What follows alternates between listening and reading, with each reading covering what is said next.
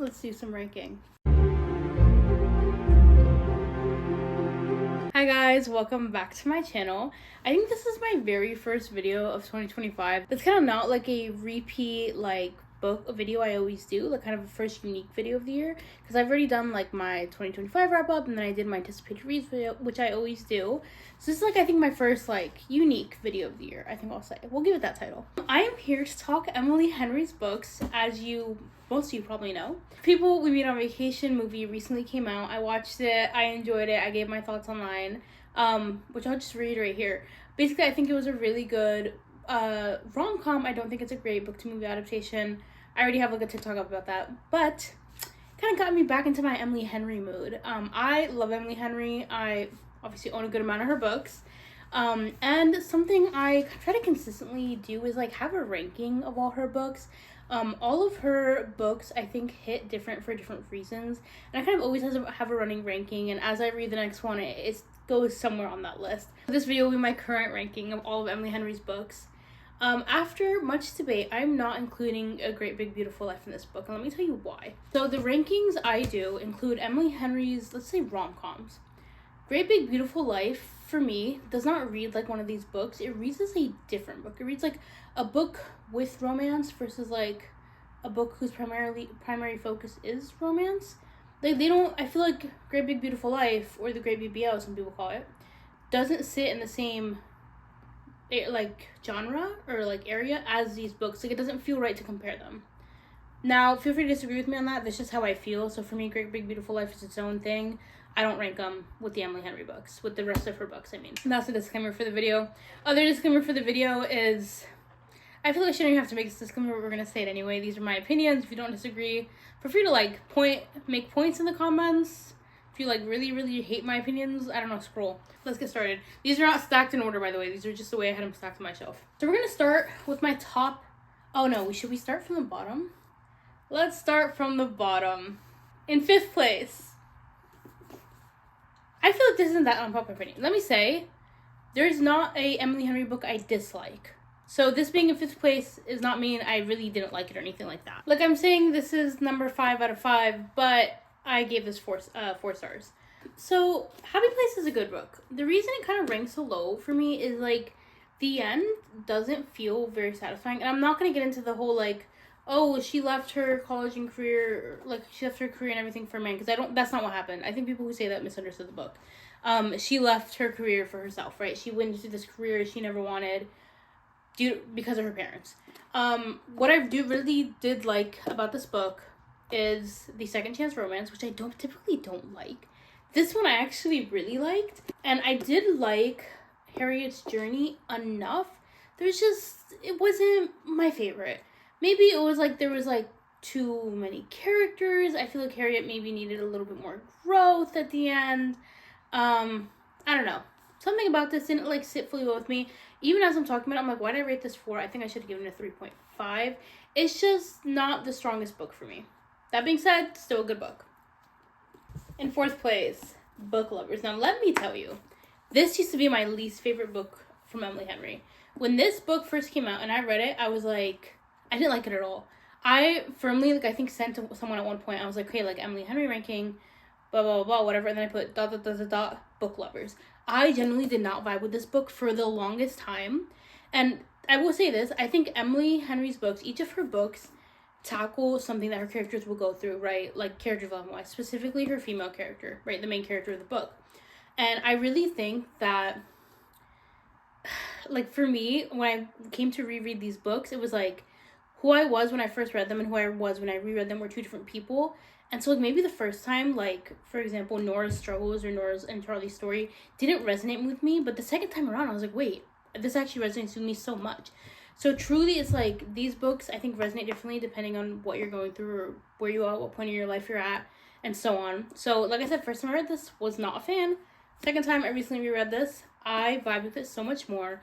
I vibed so much with Nora's oldest daughter kind of story. I only recently started kind of understanding what being an eldest daughter meant to me and my personality and how it affected how I developed as a person. So rereading this, I related to Nora a lot more. I always loved Nora and Charlie's relationship. I did think my first read through, I thought they got together a little bit quickly. Second read through, didn't think that. So 4 out of 5. Liked it a lot better the second time around. Book lovers. All right, now we're getting into top 3 with funny story. This one, okay, also I don't think I said it. Book lovers was 4 stars. We said Happy Face was like a 3.5, 4 stars. We're now into 5 stars. Funny story was 5 stars for me. Out of all the rom-coms Emily has published, Funny Story has my favorite, like, setup of, like, these are these 2 people whose, like, respective significant others got together and left them. Insane way to start a book. It's set up, honestly, for one of the most interesting books I think I've read from her. It has, like, the classic kind of, like, fake dating, getting together trope that, you know, everybody loves. What I really liked about this book was Daphne. I often see a lot of myself in Emily Henry's main characters, and that's why her books resonate so much with me. I did see myself a lot in Daphne as somebody who is, in some spaces, still kind of just, like, buttoned up and put together, and maybe not, like, I kid you not, the synopsis of the book says, like, whose coworkers know so little about her, they have running about that she's FBI or women's production. Not to that extent, but, like, generally, like, I don't talk about myself at work. Like, there are things of myself I would see in Daphne that I really like. I also really like her and Miles' relationship. I do think Miles is a very interesting male main character, and that, like, I don't think we've gotten, like, the really scruffy type guy yet. I'm like, Gus is kind of scruffy, but, like, not really. Their story was so entertaining, and I love them. I do love them. It is a really funny story, actually. Yeah. Alright, top 2. Let me say, my top 2 has flip-flopped multiple times. But I think we're at the point, like, where it is now is where it's going to stay. And I will also say, I think my top 2 is most people's top 2. You could have already know the top 2. I don't know why I'm being mysterious. There's only so many books left. In second place is People We Meet on Vacation. So Beatrice's first, we'll get to that in a second. People We Meet on Vacation was my very first Emily Henry book. And for a long time, People We Meet on Vacation was my top 1. I adore Poppy and Alex. People find Poppy annoying. They think she's too much. Then that pisses me off because she really isn't. And I, like I said, relate to the characters so much. This is, I think, one of the rare books where I relate to both the male and female MC, like, so much. Like, typically in the other books, I'll find, like, one character or one plot line that I relate to a lot. Both Poppy and Alex, I think, have parts of me. Like, she wrote it for me. I found parts of myself in both of those characters. Like, with Poppy, that fear of, like, am I too much for people? Am I too much for the situation, this world, and, like, wanting to constantly be on the move? I saw parts of myself in that, in her. Not to, like, unpack trauma. There have been moments of my life, and there still are sometimes, where I'm like, oh, am I too much for the situation? Like, am I being a little much right now? And obviously I try to self-correct in the moment, because, like, that's ridiculous. You're never too much for anyone. I also really saw myself in Poppy in her love for travel. I have such a bad travel bug, and I remember the first time I read this, I, like, immediately after was like, I need to take a trip. Like, I need to go somewhere. The urge to travel is something I think I get from my dad, because my dad's kind of like this, is I just love new experiences and new things, and I do think we as people need to experience, like, other cultures and other worlds and other places to grow. Like, for me, if I don't have a trip booked, I'm antsy. Like, I want to go somewhere. Even if it's somewhere local, even if it's not somewhere big, even if it's not international, I really love travel. And so Poppy gets me, okay? And then Alex, I love Alex so much. Alex's emotional and sensitive side, and the way he kind of is, like, very, like, I don't want to say high maintenance, but he kind of is high maintenance, right? He's very, like, I don't know how to explain it, but I'm exactly the same way. So I am somehow both Poppy and Alex. I think Alex is very type A. I think that's what it is, and I am extremely type A. So I relate to Poppy in that, like, the travel bug and being a lot, but not in a bad way. But I am very much Alex when it comes to my emotional side and my fears and the meticulousness and type A-ness. That is me. And this book, like, having these 2 incredible characters get together and experience all of these worlds and situations is just everything. And as much as I really enjoyed the movie because Tom and Emily were the best Poppy Alex, I think they were casted so well. What I really missed from that movie was this big moment at the end where you see Poppy. Oh, can I spoil it? I just stopped myself. I don't think I'm gonna spoil it. when you see them finally get together at the end, the movie has them do it in a different location than it is in the book, and it's way more meaningful in the book, without spoiling anything.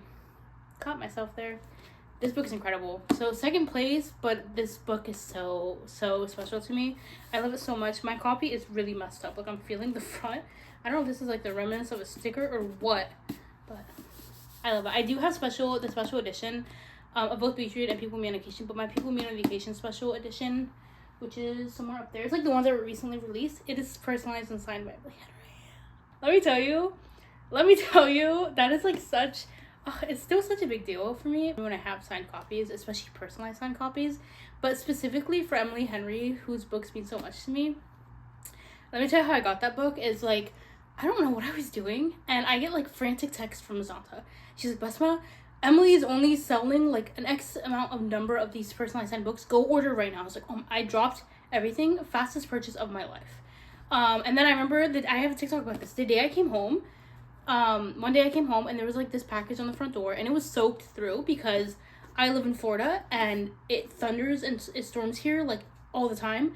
And I love our mail carriers so much, and I really do respect our mail carriers, but like they just put paper packages outside, like not in like anywhere in the shade, and they get wet.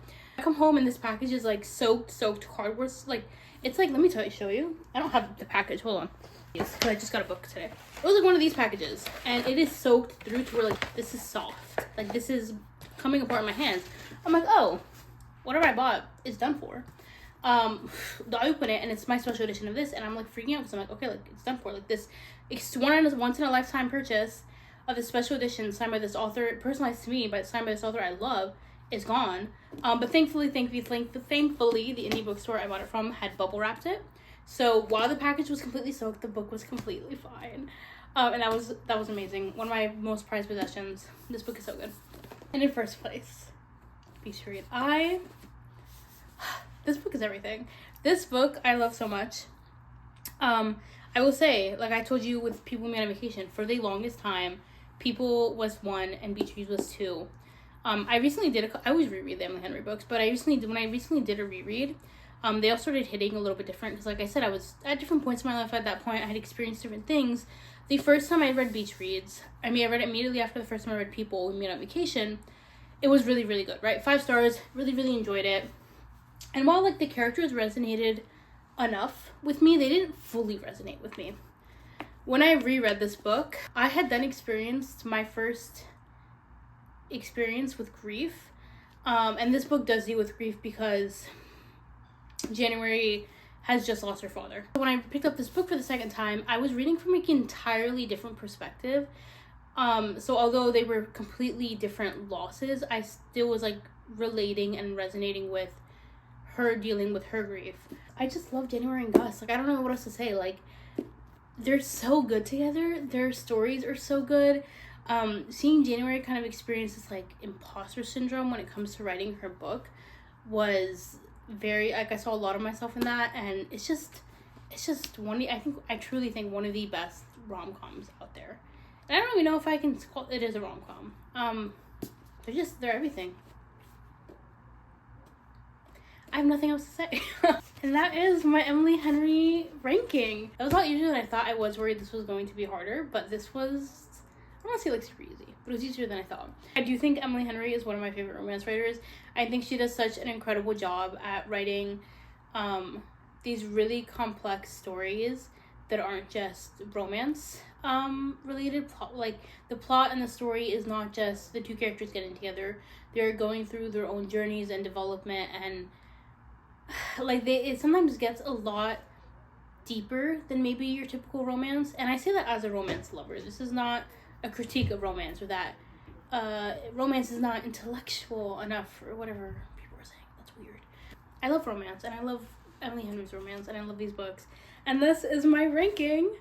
Thanks for watching, guys. I will see you next time.